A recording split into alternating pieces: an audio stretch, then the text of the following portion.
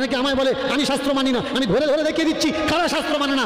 কদিন আগে একটা রাত গেল, স্পেশাল একটা রাত, স্পেশাল নাইট। এই নাইটটার নাম কি? শিবরাত্রি। শিবরাত্রি বার করলে কি হয়? শিবের মতো বর হয়, তাই তো? আচ্ছা, শিবের মতো বর হয়, কুমারী মেয়ে নয় জল ঢালবে, বেওয়ালা মেয়েগুলো আবার বর খুঁজছে কেন?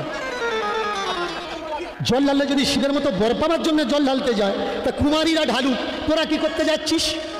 কি ইচ্ছা তোদের কি?